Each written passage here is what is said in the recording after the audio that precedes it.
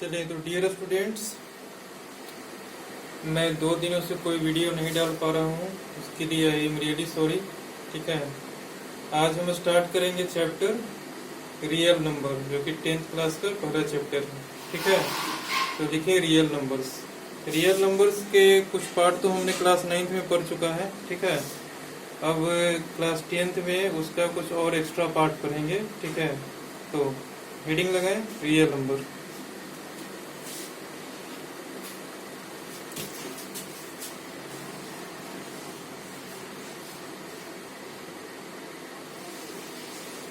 Chapter start करने से पहले दो चीज मैं आप लोगों को बताना चाहता हूँ। आप लोगों को दो टर्म को समझना बहुत जरूरी है। पहला है लेमना और दूसरा है एल्गोरिथम। ठीक है, लेमना और एल्गोरिथम, इन दोनों में क्या डिफरेंस है, ये दोनों कहते किसको हैं, ये देखो। लेमना, एक होता है हमारा लेमना, ठीक है, और एक होता है हमारा एल्गोरिथम। ठीक है, इन दोनों टर्म को ध्यान से समझिए क्या कहना चाहता है ये दोनों टर्म। ठीक है, लेमना कहता है कि कोई स्टेटमेंट, ठीक है, मतलब अगर प्रूफ्ड है ऑलरेडी, ठीक है, जैसे कोई स्टेटमेंट प्रूफ्ड है, ठीक है, उसका हम इस्तेमाल कर रहे हैं दूसरे स्टेटमेंट को प्रूफ करने के लिए। बात को समझिए, कोई स्टेटमेंट अगर हमारा ऑलरेडी प्रूफ्ड है, ठीक है, और उसका इस्तेमाल कर रहे हैं हम दूसरे स्टेटमेंट को प्रूफ करने के लिए। जैसे देखें, स्टेटमेंट है हमारा the sum of angles of triangle is 180 degree. ठीक है, तीनों एंगल का समेशन ट्रायंगल का 180 डिग्री होता है। ये हमारा एक प्रूफन स्टेटमेंट है। ठीक है, इस स्टेटमेंट को प्रूफ किया हुआ ऑलरेडी है। इसका इस्तेमाल अगर दूसरे स्टेटमेंट को प्रूफ करने के लिए करते हैं, ठीक है, जैसे इसका इस्तेमाल करेंगे हम किसको प्रूफ करने के लिए, the sum of angles of a quadrilateral is 360 degree. ठीक है, ये हमारा अनदर स्टेटमेंट है। इसको प्रूफ करने के लिए हम इसका इस्तेमाल करेंगे। ठीक है, वही चीज क्या हो जाता है हमारा लेमना। ठीक है, अगर कोई स्टेटमेंट है हमारे पास, उस स्टेटमेंट को दूसरे स्टेटमेंट को प्रूफ करने के लिए इस्तेमाल में ला रहे हैं, तो वो हमारा क्या हो जाएगा, वहां पे वो लेमना कहलाएगा। ठीक है, तो यूक्लिड डिवीजन लेमना। ठीक है, ये हमको पढ़ना है। ठीक है, फिर दूसरा है एल्गोरिदम। एल्गोरिदम किसको बोलते हैं, स्टेप बाय स्टेप किसी प्रोसेस को करने के मेथड को हम एल्गोरिदम बोलते हैं। ठीक है, जैसे कोई प्रोसेस है, ठीक है, उसका स्टेप बाय स्टेप जो प्रोसेस है हमारा, ठीक है, जैसे हमारा एक कोई वर्क है, ठीक है, जैसे कि हमको चाय बनाना है, ठीक है, तो स्टेप बाय स्टेप प्रोसेस है। सबसे पहले दूध डालेंगे, फर्स्ट स्टेप। सेकेंड स्टेप उसमें चीनी डालेंगे। थर्ड स्टेप उसमें चाय पत्ती डालेंगे।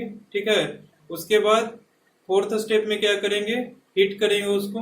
ठीक है, फिफ्थ स्टेप में हमारा क्या होगा, T is ready for us. ठीक है, तो ये हमारा पांच स्टेप जो हुआ चाय बनाने के प्रोसेस में, उस 5 स्टेप को हम क्या बोलेंगे, एल्गोरिदम बोलेंगे। बात समझ में आए, ये किसी काम को करने के लिए, ठीक है, ना कि सिर्फ चाय बनाने के लिए, किसी भी काम को करने के लिए कोई स्टेप बाय स्टेप जो हमारा प्रोसेस होता है उसको क्या बोलते हैं, एल्गोरिदम। ठीक है, तो यहाँ पर भी वही चीज है। ठीक है, एल्गोरिदम का मीनिंग, ठीक है ना, स्टेप बाय स्टेप किसी चीज को, किसी काम को करना है, उसको क्या बोलते हैं, एल्गोरिदम। और लेमना क्या है, ये तो समझ गए कि एक स्टेटमेंट को लिए हैं दूसरे स्टेटमेंट को प्रूफ करने के लिए। ठीक है, अच्छा, तो सबसे पहले देखिए हमको पढ़ना है यूक्लिड डिवीजन लेमना। ठीक है, ये देखिए क्या होता है, हेडिंग लगाएं यूक्लिड डिवीजन लेमना।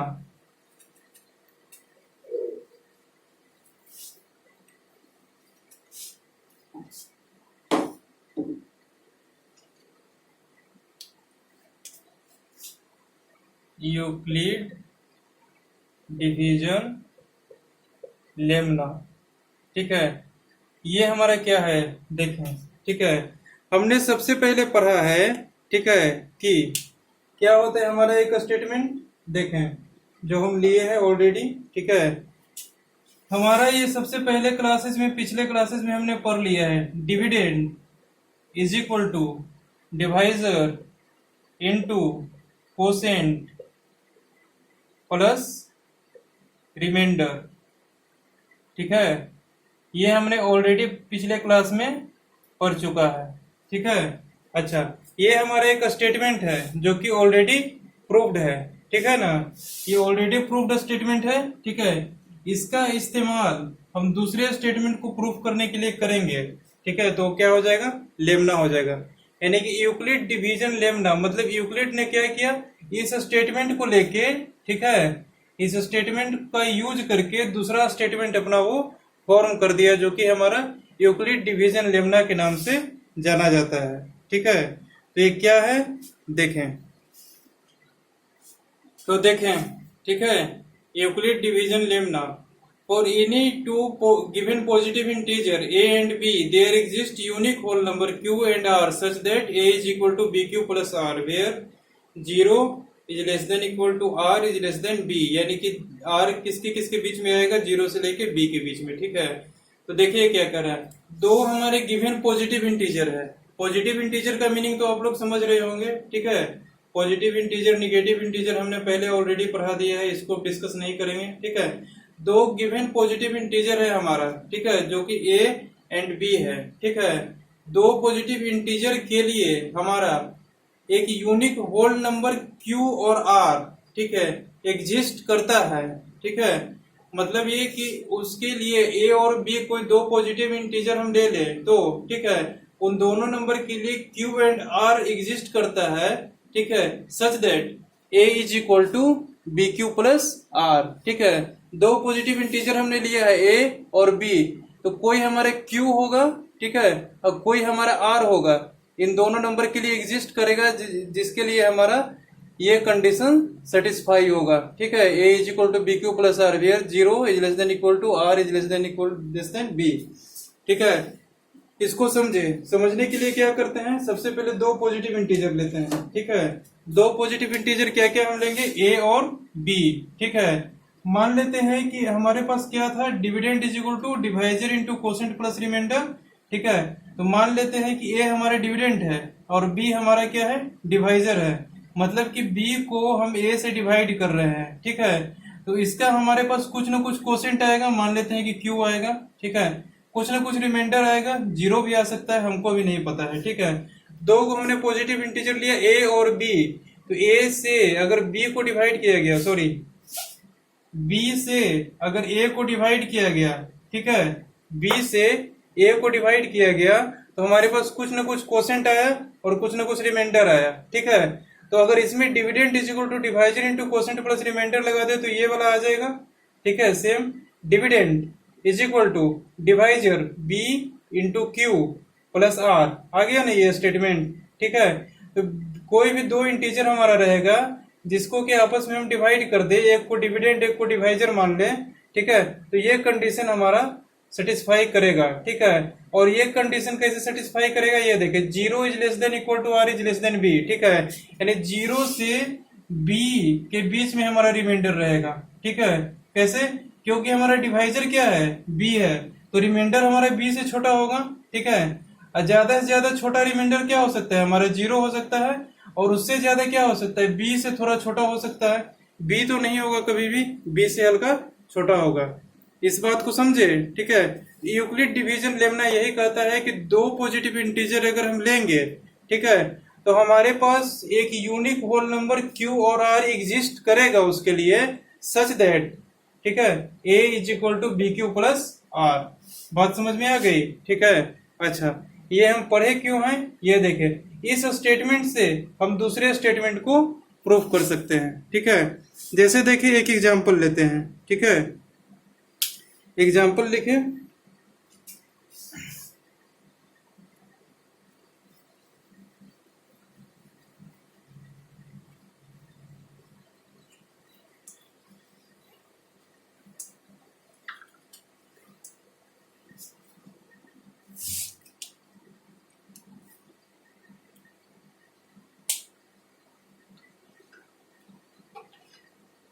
लिखे example, using Euclid division Lemna, using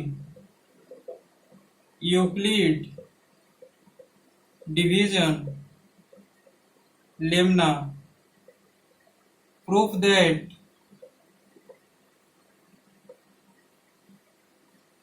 square of any positive integer is square of any positive integer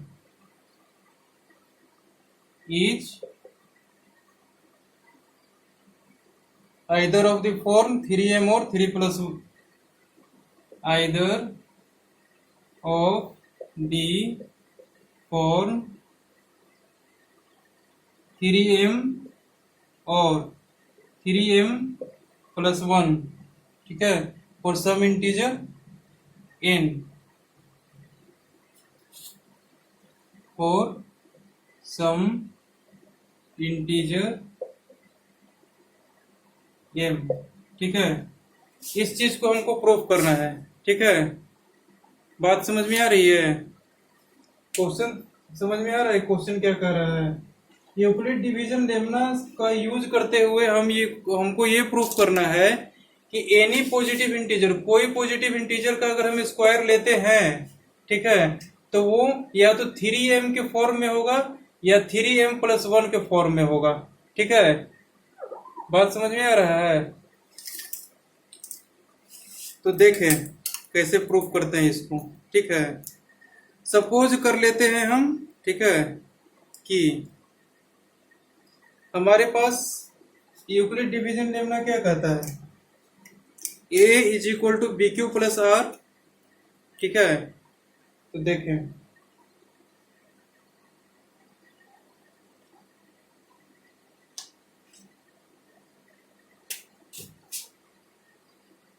a is equal to b q plus r हमारा यूक्लिड डिवीजन लेमना कहता है, ठीक है। तो हम कोई integer n मान लेते हैं, ठीक है। n is equal to 3q plus r, ठीक है।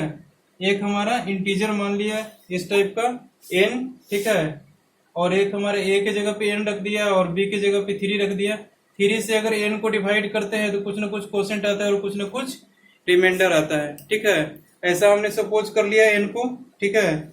जहाँ n हमारा कहां से कहां तक लाई करेगा, 0 से 3 तक r, ठीक है। r हमारा कहां से कहां तक लाई करेगा, ये देखें 0 से लेके 3 तक, ठीक है।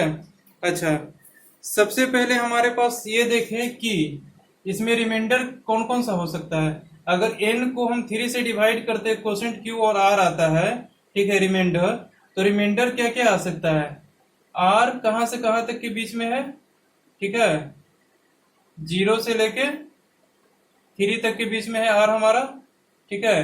तो 0 से लेके 3 तक के बीच में, ठीक है, कौन कौन सा नंबर हमारा आ सकता है। जब भी रिमाइंडर आएगा, अगर ये पॉजिटिव इंटीजर है, ठीक है, तो उसका हमारा अगर डिवाइड करेंगे, ठीक है, तो रिमाइंडर हमारा क्या आएगा, एक होल नंबर आएगा। इतना चीज तो पता चल रहा है, ठीक है। तो 0 से लेके 3 तक के बीच में होल नंबर कौन कौन सा हो सकता है, 0, 1, 2, ये 3 रिमाइंडर आ सकता है हमारा, ठीक है। तो रिमाइंडर को सबसे पहले केस 1 लेते हैं, 0 मान लेते हैं कि रिमाइंडर अगर हमारा 0 है, तब क्या कंडीशन आता है हमारे पास, देखें n स्क्वायर, सबसे पहले देखें केस 1, ठीक है, केस 1, केस 1 में क्या ले लें, r इज इक्वल टू 0, ठीक है।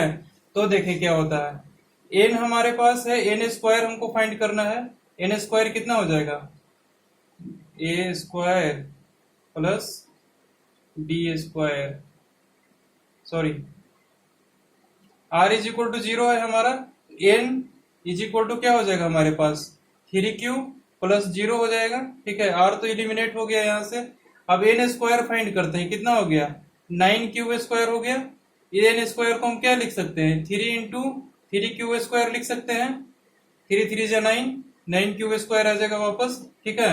इसको अगर हम m सपोज कर लेते हैं, कोई पॉजिटिव इंटीजर मान लेते हैं, n है, m है, ठीक है, फॉर सम इंटीजर m, ठीक है, फॉर सम इंटीजर m लिखा है ना, ठीक है। तो कुछ इंटीजर m होगा हमारा 3q स्क्वायर, ठीक है। तो n हमारा n स्क्वायर किसके फॉर्म में आ गया, यहाँ से ये देखें 3m के फॉर्म में आ गया, ये देखें 3 इंटू, इसको अगर m सपोज कर लेते हैं तो 3 इंटू m हो जाएगा। बात समझ में आ रही है, ठीक है। एन स्क्वायर हमारा किसके फॉर्म में आ गया, 3m के फॉर्म में आ गया। ठीक है, अच्छा यहाँ नहीं दिख रहा है, देखें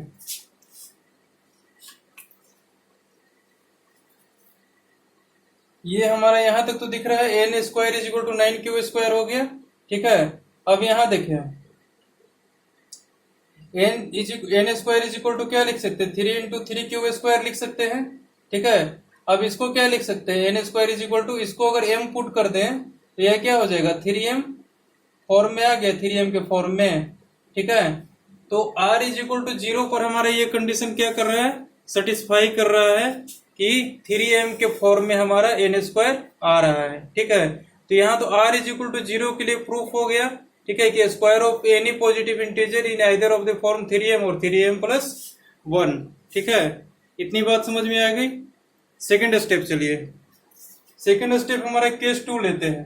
ठीक है, अगर हमारा 3 रिमाइंडर आ रहा है तो तीनों के लिए सेटिस्फाई करना चाहिए ना, तभी तो स्टेटमेंट प्रूफ होगा। तो सबसे पहले हम एक रिमाइंडर लेके देख लिए 0, अब दूसरा रिमाइंडर लेके देखते हैं 1। ठीक है, केस 2 हमारा रिमाइंडर इज इक्वल टू 2 लेते हैं। ठीक है, तो यहाँ पर क्या हो जाएगा, n इज इक्वल टू कितना हो जाएगा, 3q प्लस 2 हो जाएगा। N square is equal to क्या हो जाएगा, 3q प्लस 2 का whole square is equal to क्या हो जाएगा, 9q² प्लस 6q, 3 दूनी 6 दोनों 12, 2ab। ठीक है, अच्छा पहले 2 ले लिए तो 2 का देख लो, उसके बाद 1 ले लेंगे। ठीक है, ये कितना हो जाएगा, a² प्लस b²। ठीक है, प्लस 2ab कितना हो जाएगा, 3 दूनी 6, 2 दूना 4 12q हो जाएगा ना, यहाँ 9q² प्लस 12q प्लस 4। ठीक है, ये हो जाएगा हमारा क्या, ठीक है, n square is equal to क्या लिख सकते हैं इसको, ये देखें यहाँ तो हमारा 4 है तो कॉमन तो आएगा नहीं, कॉमन लेने के लिए ये कर देते 3q² प्लस 12q प्लस 4 को क्या लिख देते हैं, 3 प्लस 1। ये समझ में आया, यहाँ 9q² तो ऑलरेडी है। ठीक है, प्लस 12q प्लस 3 प्लस 1। ठीक है, अब यहाँ पर क्या हो जाएगा, 3 को कॉमन लेंगे तो क्या हो जाएगा, 3q²। ठीक है, प्लस 4q। ठीक है, प्लस 1, यहाँ प्लस 1 तो बाहर में है। ठीक है, इन तीनों में से हम 3 को कॉमन ले लिए तो क्या बचा यहाँ, 3q² प्लस 4q प्लस 1, और लास्ट में क्या है हमारा प्लस 1। अगर इस इंटीजर को, ये हमारा कोई इंटीजर आएगा। ठीक है, क्योंकि q कोसेंट है हमारा, बाकी सब इंटीजर का प्लस माइनस का समेशन है। ठीक है, तो ये हमारा क्या आ जाएगा, इंटीजर आ जाएगा। इस इंटीजर को हम m पुट कर देते हैं, पॉजिटिव इंटीजर को। ठीक है, तो ये हमारा किस फॉर्म में आ गया, 3m प्लस 1 के फॉर्म में। समझ में आई बात। ठीक है, यानी कि r इज इक्वल टू 2 पे भी हमारा क्या हो रहा है, ये सेटिस्फाई हो रहा है। ठीक है, अच्छा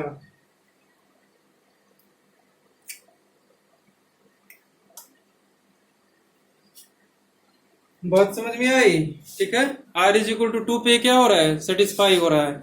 अब लेके देखते हैं r इज इक्वल टू 1। ठीक है, रिमाइंडर अगर 1 होगा तो क्या होगा, ये देखें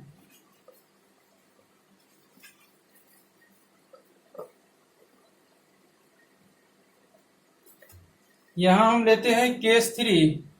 ठीक है,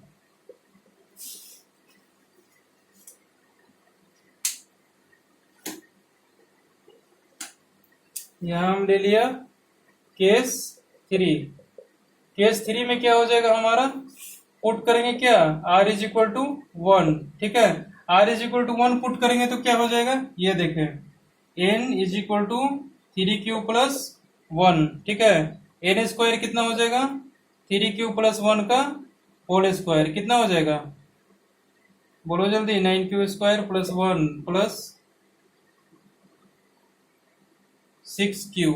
ठीक है, कितना हो जाएगा, 9q² plus a² plus b² plus 2ab, 2a into b 6q। ठीक है, अच्छा अब देखिए एन स्क्वायर का क्या वैल्यू आता है, 9q² plus 6q plus 1।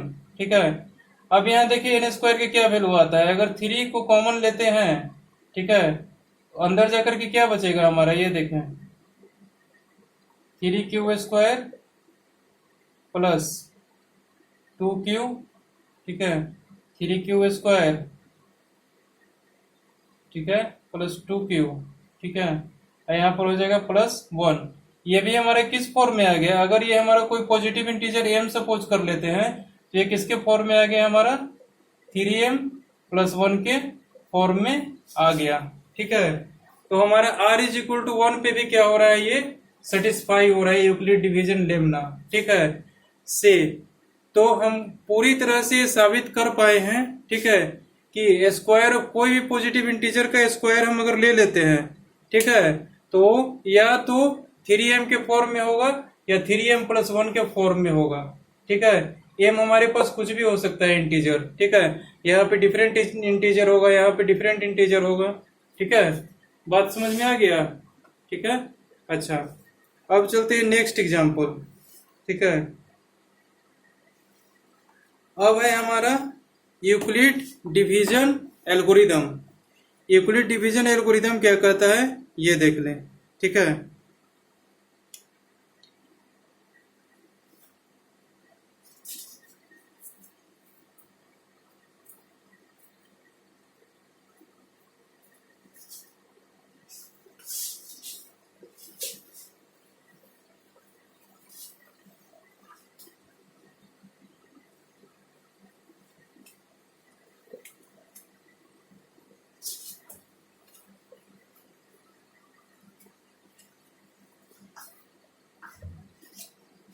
Euclid division algorithm, Euclid division lemma से ही इसको हम यूज करके दो चीज का हम HCF निकालते हैं यहां से, ठीक है, यूक्लिड डिवीजन एल्गोरिदम का यूज करके, ठीक है। लिख लें, technique to compute HCF of two positive integer A and B, ठीक है, समझे। ये क्या है हमारा? एक टेक्निक है, technique to compute HCF of two positive integers, ठीक है, A एंड B। दो पॉजिटिव इंटीजर हमारा दिया हुआ है A एंड B, ठीक है। उस पॉजिटिव इंटीजर का HCF निकालने के काम में आता है हमारा यूक्लिड डिवीजन एल्गोरिदम, ठीक है। यूक्लिड डिवीजन लेम्ना को स्टेप बाय स्टेप यूज करने के प्रोसेस को हम क्या बोलते हैं? यूक्लिड डिवीजन एल्गोरिदम बोलते हैं, ठीक है। उसमें सबसे पहले क्या करना है हमको?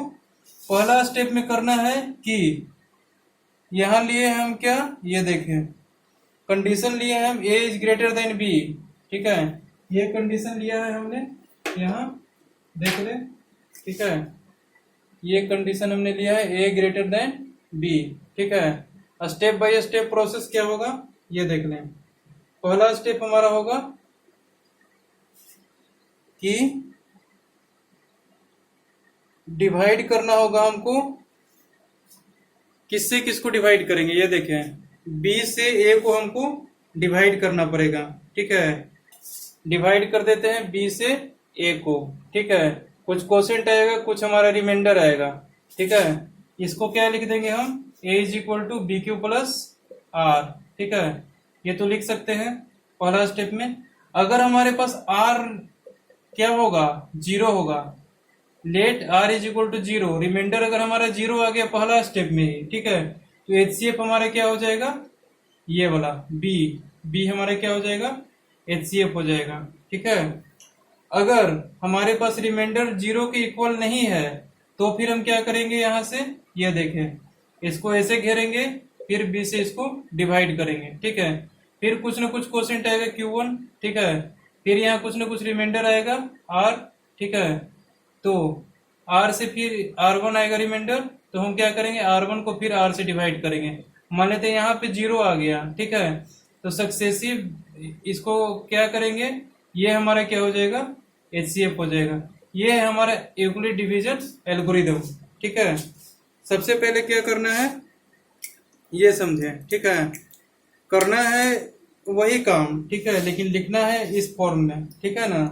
जैसे देखें, हम एक एग्जांपल लेते हैं, ठीक है। ऐसे नहीं समझ में आएगा, एक एग्जाम्पल लेते हैं तब समझ में आएगा। ठीक है, एग्जाम्पल ले लेते हैं हम, क्या देखें, 16 और 24, इन दोनों का हमको क्या करना है, HCF फाइंड करना है। ठीक है, find the HCF of 16 and 24। चिंता ना करें, नोट्स में सारा कुछ लिखा हुआ है, PDF फॉर्मेट में हमने ऑलरेडी प्रोवाइड कर दिया है। ठीक है, 16 को 24 को 16 से डिवाइड करेंगे तो क्या होगा, एक बार में 16 लगेगा। ठीक है, क्या हो जाएगा, हो गया 8, 8 बचा हमारे पास रिमाइंडर। ठीक है, इसको पहला स्टेप में ऐसे लिखेंगे, यूजिंग लेमना। कौन सा लेमना, यूक्लिड डिवीजन लेमना। ठीक है, क्या लिखेंगे, 24 is equal to 16 into 1 plus 8। ठीक है, फिर हो जाएगा पहला स्टेप में। ठीक है, यहाँ पर रिमाइंडर 0 नहीं आया, यहाँ HCF हम फाइंड करने में अनेबल है। फिर लिख देंगे दूसरा स्टेप में 8 डिवाइडेड बाई 16 डिवाइडेड बाई 8। ठीक है, ऐसा करेंगे सेकंड स्टेप में। ठीक है, इसको लिख देंगे, here remainder is not equal to 0। ठीक है, सेकंड स्टेप में आएंगे। सेकंड स्टेप में क्या होगा, इसको अगर इस फॉर्म में लिखेंगे, ठीक है, तो क्या होगा ये देखें, 16 इज इक्वल टू क्या लिखेंगे, 8 इंटू 2 प्लस 0। यार क्या हो गया, रिमाइंडर इज इक्वल टू 0। ठीक है, यहाँ पर हमारा रिमाइंडर 0 आ गया। ठीक है, तो HCF हमारा क्या होगा, ये वाला, hence HCF is equal to 8। ठीक है, ऐसे करके लिख दें। ठीक है, तो हमारे क्या हो जाएगा, प्रूफ हो जाएगा कि यूजिंग यूक्लिड डिवीजन एल्गोरिथम से हमने इसको प्रूफ कर लिया है कि 2 नंबर का HCF हमारा 8 आ रहा है। या फिर बोलेगा कि find using Euclid division algorithm, find HCF of 2 numbers by Euclid division algorithm. तो हम इस प्रकार से इसको निकाल सकते हैं। ठीक है, इसको हम ये भी कह सकते हैं सक्सेसिव डिवीजन मेथड। इस मेथड को हमने पहले भी पढ़ा है 2 नंबर का HCF फाइंड करने के लिए। ठीक है, लेकिन हमने वहां पे क्या नाम दिया था उसको, सक्सेसिव डिवीजन मेथड, और यहाँ पे क्या नाम दिया है, यूक्लिड डिवीजन एल्गोरिथम। दोनों सेम चीज है, HCF फाइंड करने के लिए आएगा ज्यादा से ज्यादा, और कुछ नहीं आएगा। ठीक है, अच्छा, अब एक और टाइप का क्वेश्चन हमारे पास पूछा जा सकता है। ठीक है, क्या पूछा जा सकता है, सो देखें। ठीक है, √3 हमारा एक इरेशनल नंबर है। ठीक है, इसको प्रूफ करना है, कैसे करेंगे, एक तो है मेथड कि √3 को पॉइंट में कन्वर्ट कर दें और देख लें कि non repeating, non recurring, non repeating, non terminating आ रहा है, तो वो हमारा इरेशनल नंबर हो जाएगा। दूसरा मेथड क्या है प्रूफ करने का, ये देखें, प्रूफ √3 इज इरेशनल। इसको कैसे प्रूफ करेंगे, सबसे पहले क्या कर लेते हैं, एजम्पशन एज्यूम कर लेते हैं हम क्या, कि √3 इज इक्वल टू A/B। ठीक है, सबसे पहले क्या करना है कि √3 को रेशनल नंबर सपोज कर लेना है। ठीक है, प्रूफ करना है कि √3 हमारा इरेशनल है। ठीक है, तो सपोज कर लेते हैं सबसे पहले हम कि √3 को हम A/B के फॉर्म में लिख चुके हैं। ठीक है, और ये हमारा क्या है, सिंपलेस्ट फॉर्म। ठीक है, समझ में आ रहा है बात।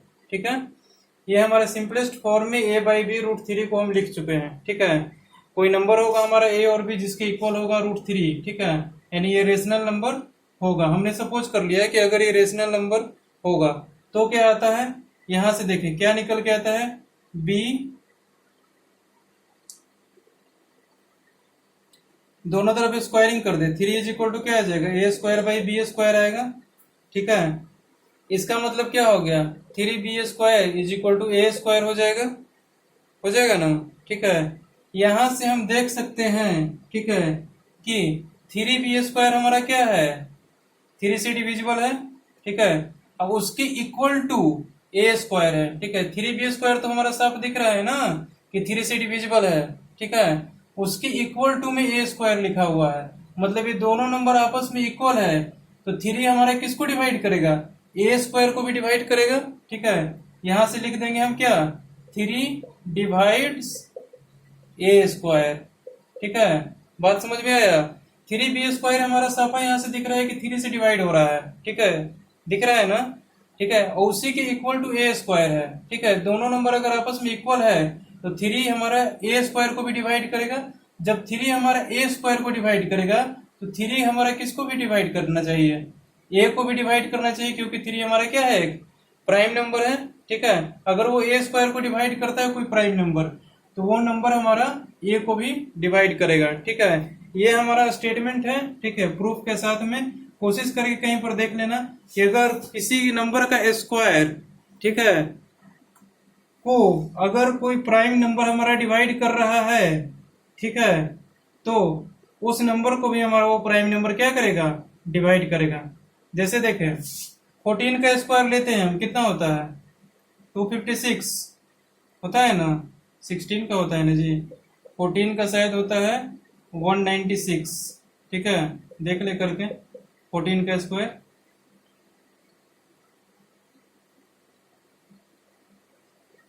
वन 196 आ गया ना 14 का। ठीक है, ये हमारा 14 का स्क्वायर है। ठीक है, जो कि हमारा 196 आ रहा है। ठीक है, ये 14 का स्क्वायर हमारा 196 जो आ रहा है। ठीक है, 14 का स्क्वायर 196। ठीक है, सबसे पहले हमने क्या बोला, 3 डिवाइड्स ए स्क्वायर, मतलब 3 डिवाइड्स ए। ठीक है, अगर मान लेते हैं कि 7 हमारा डिवाइड कर रहा है 14 के स्क्वायर को, यानी कि 196 को। ठीक है, 7 दूना 14,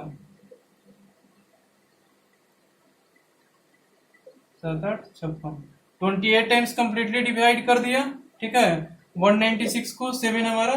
ठीक है, तो 7 हमारा 14 को भी डिवाइड करेगा। कैसे, देख ले, 2 टाइम्स 14 कट गया। ठीक है, तो अगर कोई प्राइम नंबर हमारा, ठीक है, किसी के स्क्वायर का फैक्टर है, ठीक है, तो उसका भी फैक्टर होगा हमारा वो प्राइम नंबर। ठीक है, समझ में आ रही है बात। वहीं से हमने लिखा है कि 3 डिवाइड से अगर ए स्क्वायर को डिवाइड करेगा 3, तो 3 हमारा ए को भी डिवाइड करेगा। बात समझ में आ गया। ठीक है, अच्छा, फिर यहां से देखें अगला स्टेप। यहां से हम 3b² को कोई कांस्टेंट लिख देते हैं। ठीक है, इसको रिप्रेजेंट कर देते हैं हम c से। ठीक है, तो क्या हो जाएगा,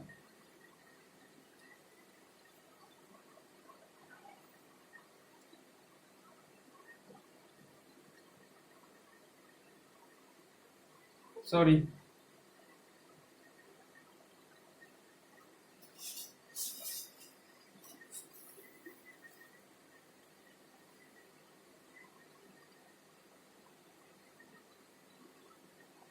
देखे यहाँ। ठीक है, a इज इक्वल टू हम क्या लिख दिया, यहाँ से a इज इक्वल टू क्या लिख सकते हैं, √3b²। ठीक है, ये हमारा कोई कांस्टेंट होगा। ठीक है, हमको नहीं पता कौन सा कांस्टेंट है, इसको हम a is equal to 3c के इक्वल लिख देते हैं। ठीक है, यहां से लिख सकते हैं a is equal to 3c। ठीक है, अच्छा, ठीक है, कैसे लिख सकते हैं। ठीक है, मान लेते हैं कि a हमारा क्या है, √3b² है। ठीक है, 3 हमारा a का 3 एक हमारा क्या है, फैक्टर है, जो कि हमने पहले लिख दिया है 3 डिवाइड्स a। ठीक है, यहां से लिखा है हमने 3 डिवाइड्स a। ठीक है, 3 हमारा a को डिवाइड करता है। ठीक है, तो 3 हमारा एक फैक्टर होगा a का, जो कि हम बाहर लिख लिए। कोई कांस्टेंट मल्टीप्लाई कर देते हैं c से, इसको 3c के इक्वल हम पुट कर देते हैं। ठीक है, तो यहां से हम देख रहे हैं कि 3b² is equal to a², यानी 3c का whole square is equal to क्या हो जाएगा हमारा, 3b²। बात समझ में आ रही है। ठीक है, अच्छा, 3c² की इक्वल हमारा 3b² हो गया। ठीक है, तो यहां से क्या हो जाएगा हमारा,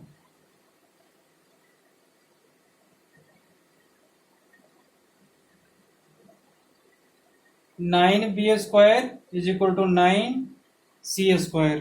ठीक है, b² इज इक्वल टू क्या हो जाएगा,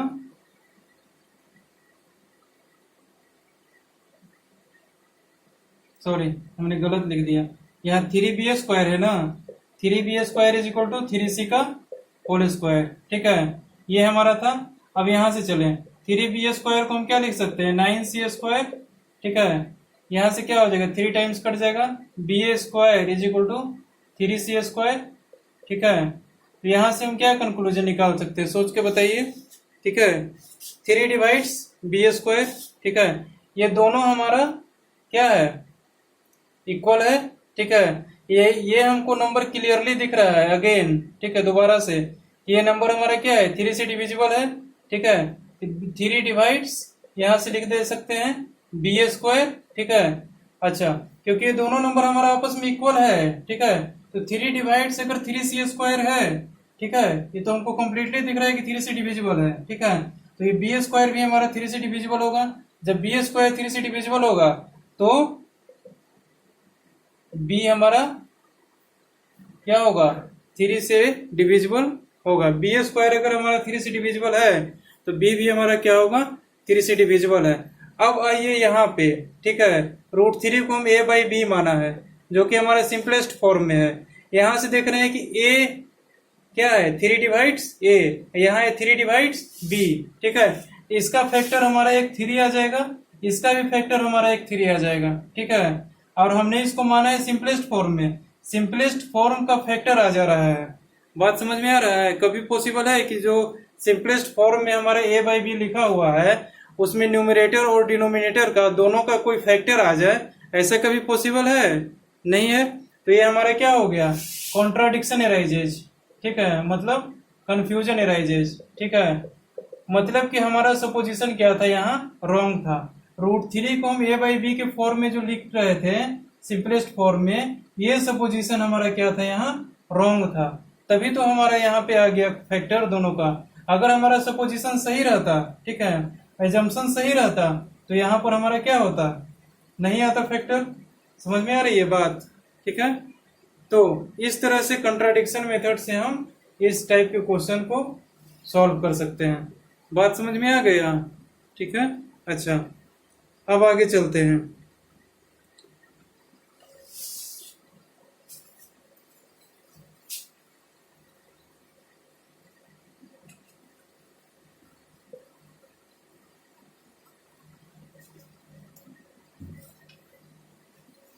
Prove that 7 minus 3√3 is irrational। ठीक है, हमने पहले पढ़ा है 9th क्लास में, क्या पढ़ा है कि इर्रेशनल नंबर है, इर्रेशनल नंबर में कोई चीज मल्टीप्लाई करेंगे तो क्या आएगा, हमारा इर्रेशनल आएगा, ठीक है। अच्छा, इर्रेशनल में हम कोई भी नंबर मल्टीप्लाई करें, रेशनल नंबर मल्टीप्लाई करें अगर इर्रेशनल नंबर में, ठीक है, इर्रेशनल से अगर रेशनल को मल्टीप्लाई किया जाए, सिंपल देखिए, इर्रेशनल नंबर से अगर रेशनल नंबर को मल्टीप्लाई किया जाए तो हमारा क्या आता है, इर्रेशनल नंबर, ठीक है। अब फिर वो कंप्लीट इर्रेशनल नंबर हो गया, तो उसको रेशनल में से अगर इर्रेशनल को सब्ट्रैक्ट करते हैं तो भी हमारा क्या आता है, इर्रेशनल नंबर आता है। ये रिजल्ट हमने सिर्फ पढ़ा था, ठीक है। अब इसको प्रूफ करने के लिए कह रहा है कि ये ऐसा फॉर्म में दिया हुआ है तो ये इर्रेशनल होगा, ठीक है। तो इसको प्रूफ करने के लिए सबसे पहले क्या करें, यहाँ देखें, मान लेते हैं 7 minus 3√3 is equal to a/b, ठीक है, ये हमारा क्या है, सिंपलेस्ट फॉर्म में है, ठीक है। 7 minus a/b is equal to 3√3 यहाँ से लिख सकते हैं, ठीक है। अगला स्टेप क्या लिख सकते हैं, ये देखें, ये 3 हमारा मल्टीप्लाई में इधर आके क्या हो जाएगा, 1/3, 7 minus a/b is equal to √3। बात समझ में आ रही है? ठीक है, इसका मीनिंग ये हुआ कि ये हमारा क्या है, एक रेशनल नंबर है ना। ध्यान से देखें, यहाँ ये हमारा क्या है, रेशनल नंबर है, ये भी हमारा क्या है, रेशनल नंबर है, ये भी हमारा क्या है, रेशनल नंबर है। तो रेशनल नंबर को अंदर में मल्टीप्लाई कर दिया जाए, ठीक है। सबसे पहले देखिए, रेशनल से रेशनल को सब्ट्रैक्ट किए हैं, ठीक है, तो हमारा क्या आएगा, रेशनल नंबर आएगा, ठीक है, रेशनल नंबर आएगा। फिर रेशनल को किसी चीज से मल्टीप्लाई कर रहे हैं, जो भी हमारा क्या है, रेशनल है, तो रेशनल से रेशनल को मल्टीप्लाई करेंगे तो वो भी हमारा क्या आएगा, रेशनल आएगा। एलएचएस में हमारा क्या आ रहा है, रेशनल, ठीक है। RHS में हमारा क्या आ रहा है, इर्रेशनल। √3 हमारा इर्रेशनल है, हमने अभी प्रूफ किया है, ठीक है। तो RHS में हमारा इर्रेशनल आ रहा है, तो यहाँ पर भी हमारा क्या हो गया, कंट्राडिक्शन एराइज हो गया, ठीक है, कि दो नंबर हमारा इक्वल आ रहा है, ठीक है, एक हमारा रेशनल है और एक इर्रेशनल है। तो रेशनल नंबर कभी भी हमारा इर्रेशनल नंबर के इक्वल नहीं हो सकता है। ये हमारा यहाँ से क्या आ गया, कंट्राडिक्शन आ गया, मतलब कि ये हमारा गलत हो गया ना, रेशनल नंबर इर्रेशनल नंबर के इक्वल नहीं आना चाहिए था, तो ये हमारा क्या हो गया, गलत सपोजिशन था यहाँ पे, तभी तो हमारा गलत रिजल्ट लेके आया। ये हमने एजम्पशन किया था, एज्यूम, ठीक है, कि इतना इज इक्वल टू A/B, ये हमारा एजम्पशन रॉन्ग था, तभी तो हमारा यहाँ रिजल्ट गलत आ गया। अगर हमारा सपोजिशन सही रहता तो रिजल्ट हमारा क्या आता, सही आता, ठीक है, लेकिन रिजल्ट हमारा गलत आ गया, मतलब एजम्पशन भी हमारा क्या था, रॉन्ग था। इस चीज को क्या बोलते हैं हम, कंट्राडिक्शन, ठीक है। यहाँ कंट्राडिक्शन एराइज हो गया, मतलब क्या है, 7 - 3√3 हमारा क्या है, इरेशनल है। रेशनल नहीं हो सकता है तो इरेशनल ही होगा, ठीक है। बात समझ में आ गई, ठीक है। तो चैप्टर 1 में हमारा इतना ही चीज पढ़ना था, ठीक है। अब चैप्टर 1 का आप सारा एक्सरसाइज सॉल्व कर सकते हो, ठीक है। यूक्लिड डिवीजन एल्गोरिथम भी आपको पता हो गया, यूक्लिड डिवीजन लेमना भी आपको पता हो गया। किसी चीज को प्रूफ कैसे करते हैं, कंट्राडिक्शन मेथड से। सबसे पहले एज्यूम कर लेते हैं उसका अपोजिट, ठीक है, फिर उसको हम लास्ट में प्रूफ करते समय, ठीक है, घुमा फिरा के लास्ट में हमारा क्या आ जाता है, वो सपोजिशन हमारा रॉन्ग आ जाता है, ठीक है, तो वहां पे कंट्राडिक्शन एराइज होता है, तो हमारा प्रूफ होता है कंट्राडिक्शन मेथड से। इसको बोलते हैं कंट्राडिक्शन मेथड से प्रूफ करना। ये बहुत जगह हम प्रूफ कर सकते हैं, ठीक है। प्रिंसिपल ऑफ मैथमेटिक इंडक्शन में भी इसका इस्तेमाल करेंगे, ठीक है, तो वहां पर बेटर तरीके से समझ में आएगा। अभी तक के क्वेश्चन सॉल्व करने के लिए ये काफी है, ठीक है। बात समझ में आ गई, इसको आप पढ़िएगा बेटर तरीके से, नहीं समझ में आए तो पूछिएगा। और फिर क्वेश्चन इसके रिलेटेड एक्सरसाइज 1 का जितना एक्सरसाइज का सेक्शन है सारा कर सकते हैं, ठीक है। सीधा लिख देते हैं होमवर्क में, डू चैप्टर 1, ठीक है। देखिए, कंप्लीट चैप्टर 1, ठीक है, रियल नंबर, कहाँ, 10 क्लास, RS अग्रवाल, ठीक है। अब अगले क्लास में हम शुरू करेंगे क्या चैप्टर, पॉलीनोमियल, ठीक है। ओके, तब तक के लिए बाय। अगला वीडियो डालेंगे पॉलीनोमियल का, ठीक है, तो देखिएगा। तब तक आप एक्सरसाइज कीजिए, डाउट होता है तो कुछ पूछिए, ठीक है। ओके।